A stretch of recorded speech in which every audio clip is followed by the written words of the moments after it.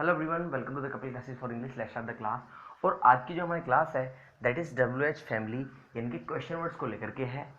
तो सबसे पहला वर्ड अगर मैं बात करूं, वैसे तो बहुत सारे वर्ड्स हैं, व्हाट है, व्हेन है, व्हाई है। सबसे पहले जिस वर्ड के बारे में बात करेंगे दिस इज व्हाट।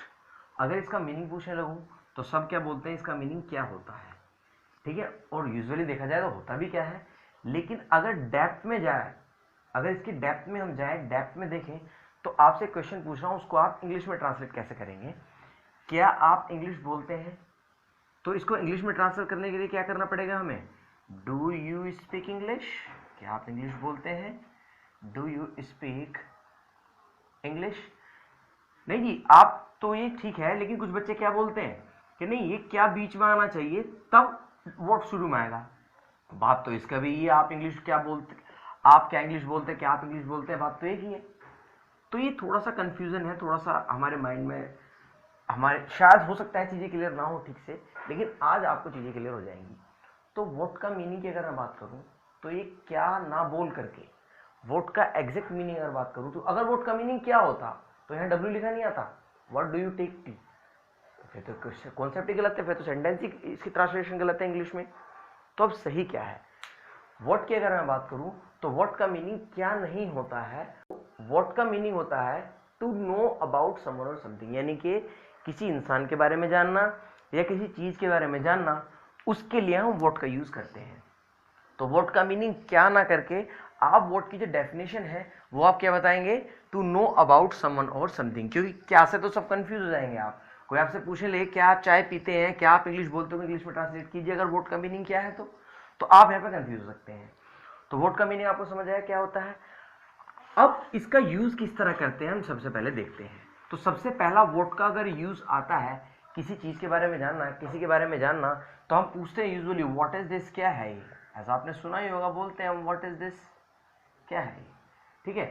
तो सबसे पहला जो इसका स्टेप आता है वो आता है नेम। किसी का नाम जानने के लिए हम सबसे पहले व्हाट का यूज करते हैं। जो पहला स्टेप इसका आता है व्हाट का। तो अगर मुझे किसी का नाम जानना है तो मैं क्या बोलता हूँ?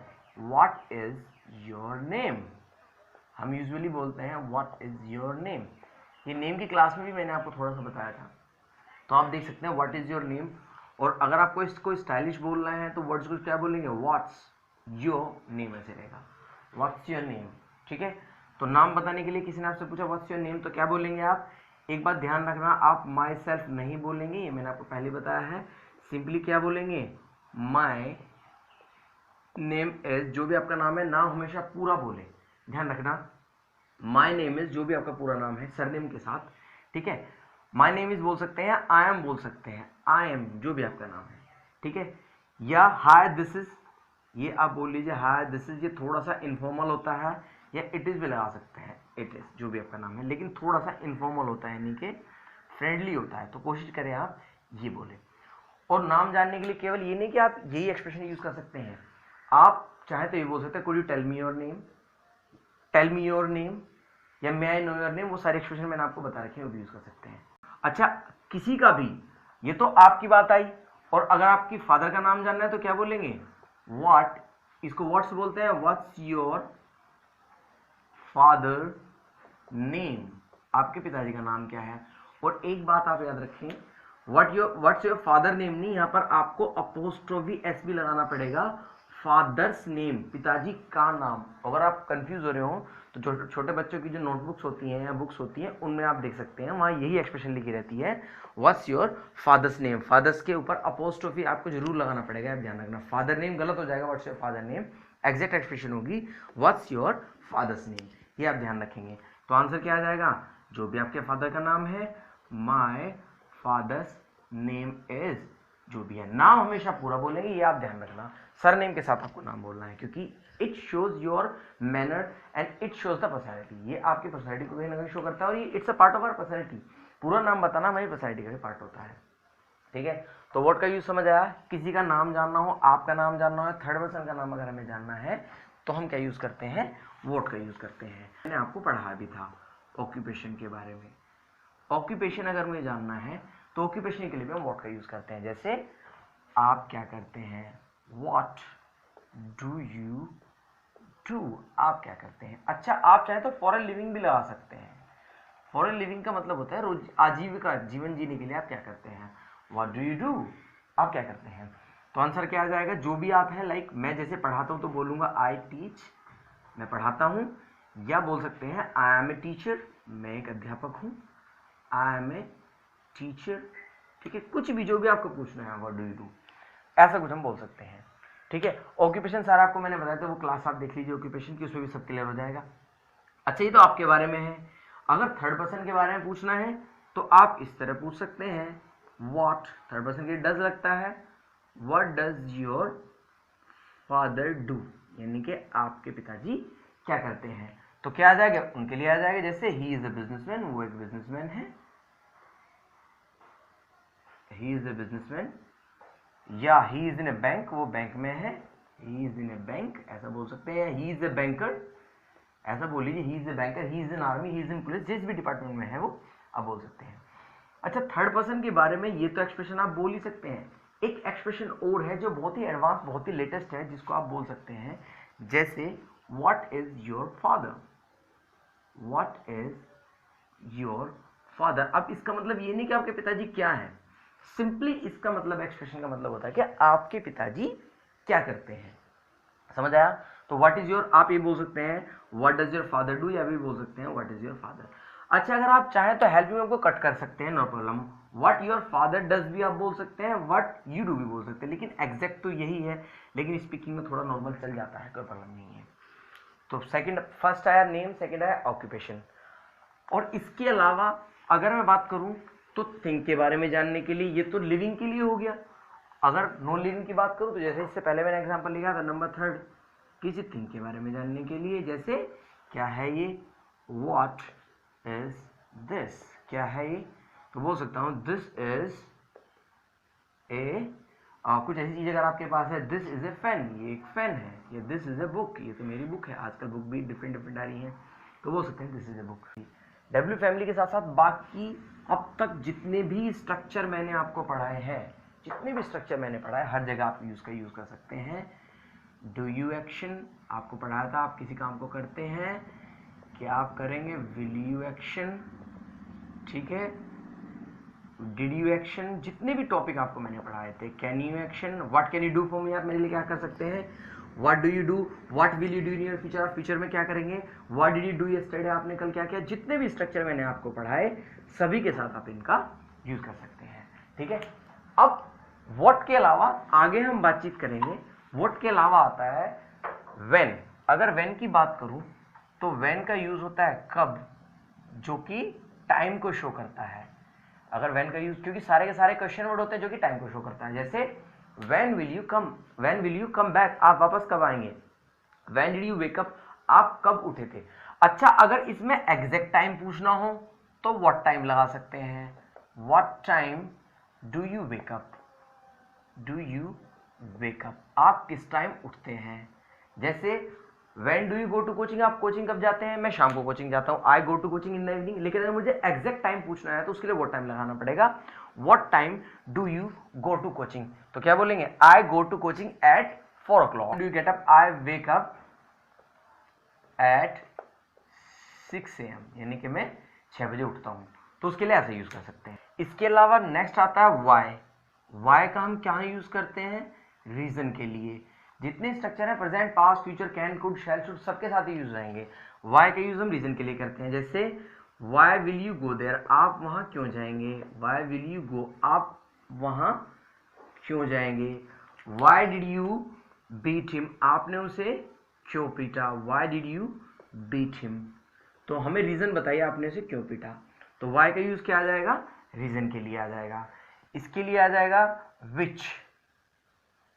विच इसका मतलब था कौन सा या कौन सी, कौन सा या कौन सी, ठीक है, कौन सा कौन सी। जैसे विच चॉइस के लिए आ जाएगा, चॉइस और सिलेक्शन के लिए, चॉइस और सिलेक्शन के लिए। जैसे विच बाइक डू यू हैव, ठीक है, आपके पास कौन सी बाइक है, तो आई हैव ए, कौन सी आपके पास कौन सी बाइक है, आई हैव ए जो भी बाइक का नाम है वो बोल सकते हैं। I have a bike, which laptop do you have, I have this laptop, ऐसा बोल सकते हैं। आई हैव दिस बाइक, जो भी आपको लगाना है। इसके अलावा चॉइस सिलेक्शन जैसे which colour do you like, आपको कौन सा कलर पसंद है, which colour do you like, तो ये चॉइस हो जाएगा।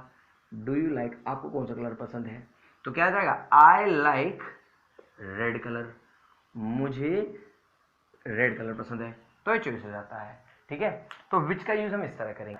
वेयर यूज होता है प्लेस के लिए, जैसे आप कहाँ रहते हैं, वेयर डू यू लिव, आप कहाँ रहते हैं, तो बोल सकते हैं आई लिव इन दिल्ली, मैं दिल्ली में रहता हूँ। आई लिव इन मुंबई, मैं मुंबई में रहता हूँ। आई लिव इन यूपी में यूपी में रहता हूँ। कहाँ रहते हैं, इसकी क्लास मैंने आपकी उसको यूट्यूब पे चेक करके आपकी क्लास देख सकते हैं। Place, how to ask about the place, आप कहाँ रहते हैं के नाम से है, उसको आप देख सकते हैं। उसमें सब क्लियर हो जाएगा कि कहाँ इन आता है, कहाँ एट आता है, सारी चीज़ें आपको मैंने उसमें क्लियर की हुई है, तो आप उसमें देख सकते हैं। इसके अलावा अगर बात करूँ तो एच फैमिली के बारे में आ जाएगा, यानी कि हाउ। हाउ किसके बारे में आता है, मेथड के बारे में, यानी कि आपको किसी चीज़ का मेथड जानना हो।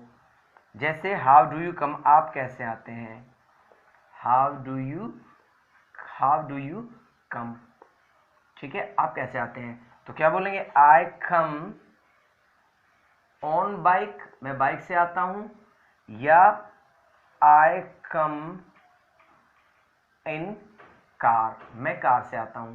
देखिए, जिसके अंदर बैठ के आते हैं उसके लिए तो आपको इन लगाना है, और जिसके ऊपर बैठ के आते हैं उसके लिए ऑन लगाना है। ठीक है, या इस कंफ्यूजन को दूर करें, सबसे अच्छा आप यूज करेंगे आई कम बाय लगा दीजिए, बाय बाइक लगा दीजिए, या बाय कार लगा दीजिए, कुछ भी आप यूज करें।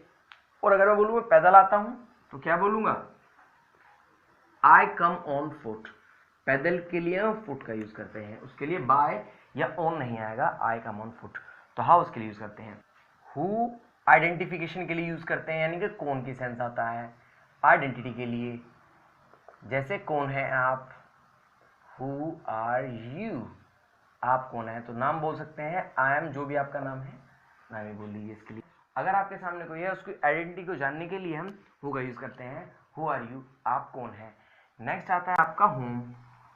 हु तो आइडेंटिटी के लिए सब्जेक्ट को जानना, सब्जेक्ट को जानने के लिए तो हम हु का यूज करते हैं, और हुम का यूज करते हैं ऑब्जेक्ट को जानने के लिए। ये आप ध्यान रखना, ऑब्जेक्ट को जानने के लिए। जैसे हु आर यू, आप कौन है, तो ये आप कौन है तो आपको पता नहीं सब्जेक्ट का, तो सब्जेक्ट हो गया ये, पर ये सब्जेक्ट हो गया। लेकिन अगर ऑब्जेक्ट को जानना है, जैसे who did you go with, हुम डिड यू गो विद, आप किसके साथ गए थे, तो यहाँ आपको तो पता है, लेकिन आप किसके साथ गए थे, ऑब्जेक्ट का आपको नहीं पता है। तो अगर ऑब्जेक्ट के बारे में जानना है तो हुम का यूज करते हैं, सब्जेक्ट को जानना है तो हु का यूज करते हैं। इसमें नेक्स्ट और आता है हुज। हुज ये सेंस जनरेट करता है किसका या किसकी, किसका या किसकी, और ये पॉजेसिव एडजेक्टिव होता है, ये हमारा पॉजेसिव एडजेक्टिव होता है। या ये मार्कर किसका है, तो क्या बोलेंगे, हुज। अच्छा, और ये लिविंग नॉन लिविंग दोनों के लिए होता है, लिविंग हो या नॉन लिविंग हो। जैसे इज दिस, ये किसकी बाइक है, हुज बाइक इज दिस, या फिर हुज पेन इज दिस, ये किसका पेन है, हुज पेन इज दिस, ये किसका पेन है। तो इसका आंसर क्या आ जाएंगे, दिस पेन इज, या तो लिख लीजिए माइन, या this is my pen, this is my pen, ऐसे लिख सकते हैं आप। और अगर लिविंग की बात करूं तो लिविंग के लिए क्या आ जाएगा, हुज ब्रदर इज ही, ये किसका भाई है, इज ही, तो क्या बोलेंगे, या तो बोल लीजिए he is my brother, he is my brother. इस तरीके से आप यूज कर सकते हैं। अभी आपके हाउ लॉन्ग हाउ मेनी वगैरह बचे हुए हैं, वो नेक्स्ट क्लास में देखेंगे। फिलहाल ये WH फैमिली का था कॉन्सेप्ट। कोई क्वेश्चन क्वेरी अगर आपकी हो, so kindly ask in the comment box. Kindly subscribe the channel, like and share. Thank you very much, God bless you, take care, bye bye.